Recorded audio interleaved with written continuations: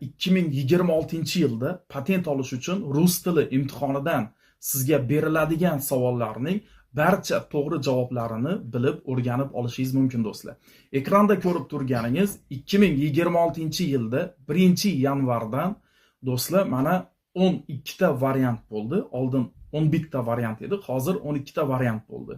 Va har bitta variantda 22 tadan savol berilgan. Ularning birinchi va ikkinchi savoli audio shaklida sizlarga qo'yib eshittiriladi.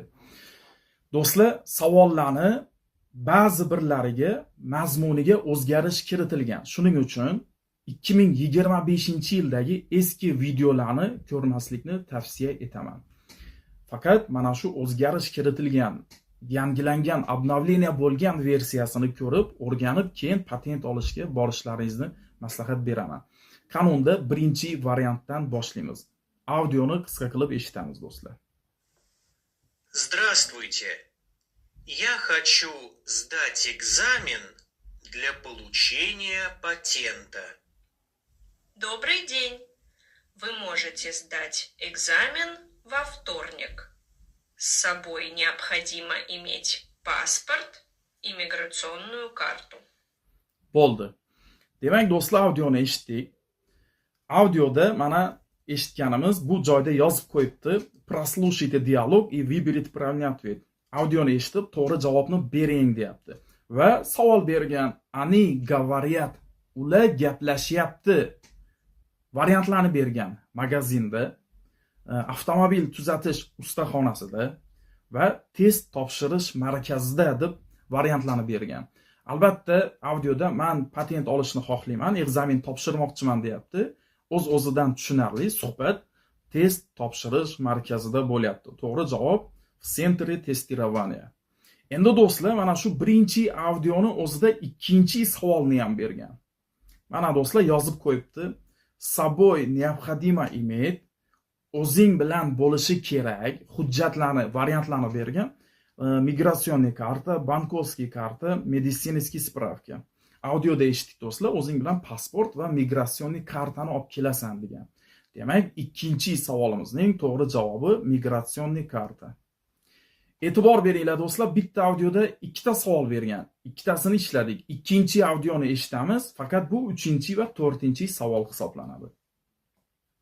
Unda ikkinchi audioni qo'yib eshittiraman. Уважаемые покупатели, если вы потеряли свои вещи в нашем магазине, обратитесь к администратору. Bo'ldi do'stlar. Demak, bu yerda hurmatli fuqarolar, agarda siz narsalaringizni bizni magazinda yo'qotgan bo'lsangizlar, administratoriga murojaat qilishlaringiz mumkin deyapti. Va bu yerda savol bergan. Вы можете услышать это объявление. Bunday e'lonni qayerda eshitishlaringiz mumkin deyapti. Audioda bizning magazinda deyapti. Demak do'stlar, to'g'ri javob в торговом центре. Shuni belgilaymiz. Va ikkinchi savolni ham bergan. О потерянных вещах можно спросить. Yo'qolgan narsalaringizni kimdan so'rashingiz mumkin? Variantlarni bergan. Bizaga audioda administratorga murojaat qilinglar dedi. Demak, biz u administratora shuni belgilaymiz do'stlar. Ikkita audioni eshitdik. Har bitta audioda ikkitadan savol. Demak, biza уже 4 ta savolni ishladik. Hozir do'stlar 5-chi savolga keldik. O'qiymiz. Прочитайте объявление и выберите правильный ответ. O'qing va to'g'ri javobni belgilang. Уважаемые граждане, оплачивайте свой проезд вовремя. Demak, hurmatli fuqarolar, yo'l haqini o'z vaqtida to'lang deyapti. Такое объявление можно прочитать. Bunday e'lonni qayerda ko'rishlaringiz mumkin? Variantlarni bergan. Bizlar avtobusni belgilaymiz do'stlar. Avtobus. Chunki yo'l haqini o'z vaqtida to'lang degan qog'ozga, e'longa biza avtobusda ko'zimiz tushishi mumkin. To'g'ri javob avtobus. 6-chi savolga keldik do'stlar. O'qiymiz. Bu yerda ham o'qing va to'g'ri javobni belgilang degan. Уважаемые гости, приглашаем вас на автобусную экскурсию по городу. Экскурсия будет 12 мая во вторник с 10 до 14 часов. Ждем вас около торгового центра Мир. Demak do'stlar, bu yerda hurmatli mehmonlar, sizlarni shahar bo'ylab ekskursiyamizga taklif etamiz. Ekskursiya 12 may kuni soat 10 dan 14 gacha bo'ladi deyapti. 14, ya'ni soat 2 gacha, soat 10 dan 2 gacha bo'ladi deyapti. Endi bu joyda savol bergan, ekskursiya начинается, ekskursiya boshlaydi va variantlarni bergan. Soat 10 da boshlaydi. Chunki yuqorida soat 10 dan 12 ga, 14 gacha, ya'ni soat 2 gacha deyilgan. To'g'ri javob v 10 часов. Shuni belgilaymiz. 7-savolga keldik do'stlar. Bu joyda imtihonda siz mana shu joyini o'zingiz yozib belgilaysiz. Ya'ni e'tibor beringlar. O'qing va tushib qoldirilgan so'zni yozing deyapti. Botir приехал из O'zbekistona. Botir O'zbekistondan keldi. Botir строитель, Botir quruvchi deyapti. Выпишите нужные слова в анкету. Demak, kerakli so'zni anketaga yozing deyapti. Va bizaga mana birinchi, как вас зовут? Ismingiz kim? Меня зовут Botir deb yozgan. Ikkinchi, откуда вы приехали? Я приехал из O'zbekistona. Qayerdan kelding desa, men O'zbekistondan keldim deb belgilagan. Uchinchi, кто вы по профессии? Kasbingiz nima deb ya deb yozgan va bo'sh joy qoldirgan. Bu joyga biza строитель deb yozamiz. Chunki yuqorida Botir строитель deyilgan. Строитель qanaqa yozilishini do'stlar xuddi yuqorida mana belgilangan, xuddi shunaqa qilib yozamiz. Faqat строитель degan S harfini birinchi harfni katta harf bilan yozamiz. S harfini katta harf bilan yozamiz. Строитель. 8-savolga keldik. Сегодня суббота, а мама приехала вчера. Bugun shanba, oyim kecha keldi deyapti. Variantlarni bergan. Agar bugun shanba bo'lsa, kecha demak juma bo'lgan. Shuning uchun biza do'stlar v пятницу deganni belgilaymiz. Ya'ni juma kuni kelgan. 9-savolda do'stlar. В салоне сотовой связи я купил.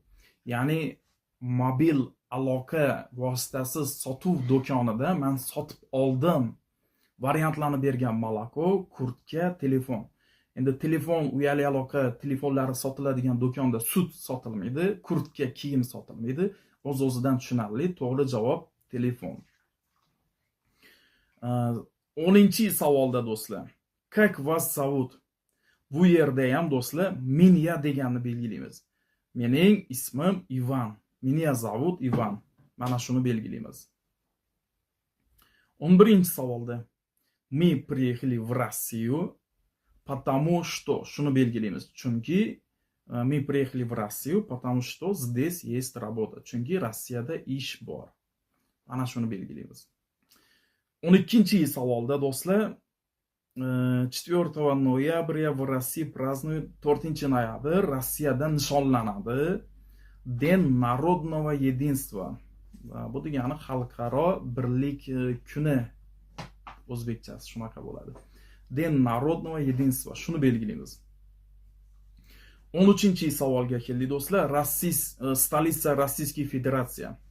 Rossiya poytaxti deb variantlarni bergan. Hammamiz bilamiz. Buni bilmaydigan odam bo'lmasa kerak. Rossiyaning poytaxti bu Moskva.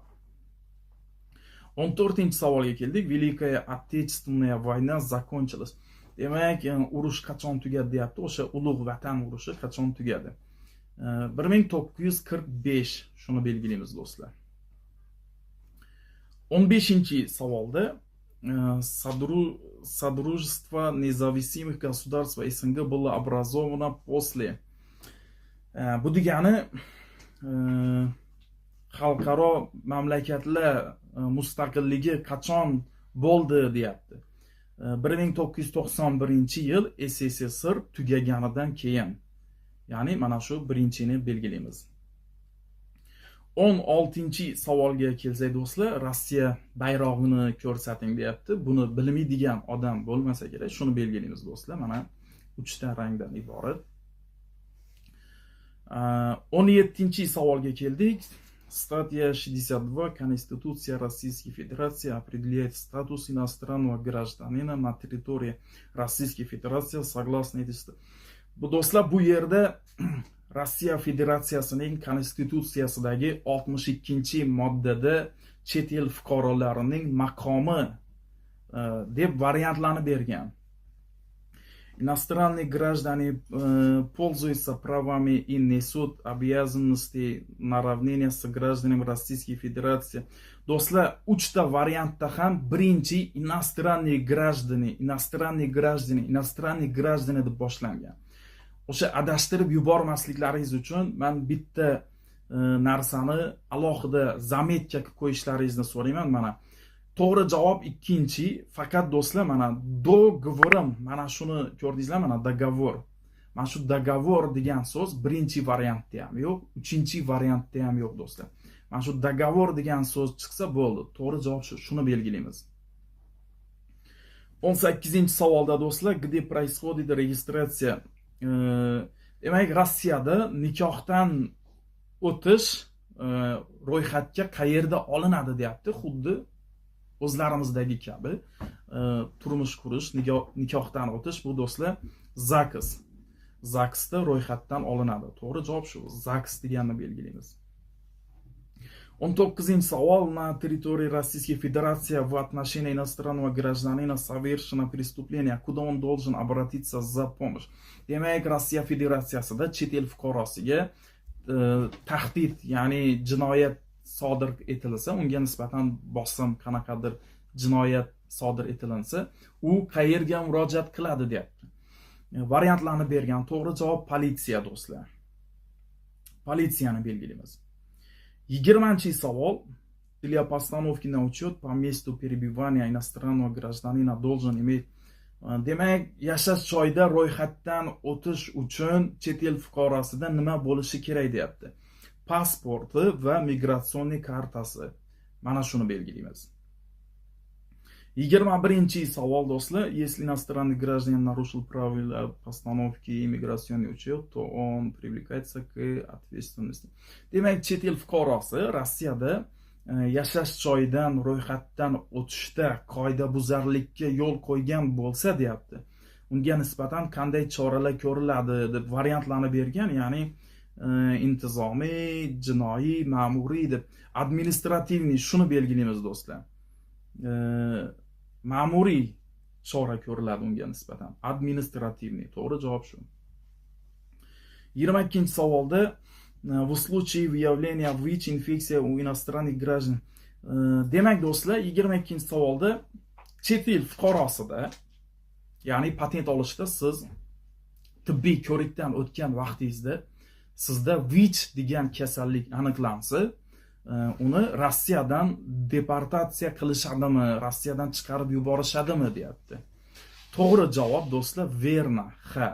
Agarda chet el fuqarosida tibbiy ko'rikdan o'tgan vaqtida VICH degan kasallik aniqlansa, uni Rossiyadan chiqarib yuborishadi, ya'ni deportatsiya qilishadi. To'g'ri javob verna. Mana shu do'stlar. Do'stlar, sizlar bilan birgalikda 2026-yilda 1-yanvardan o'zgarish kiritilgan birinchi variantni 22 ta savolini ishladik. Keyingi videolarni kuzatishda davom eting.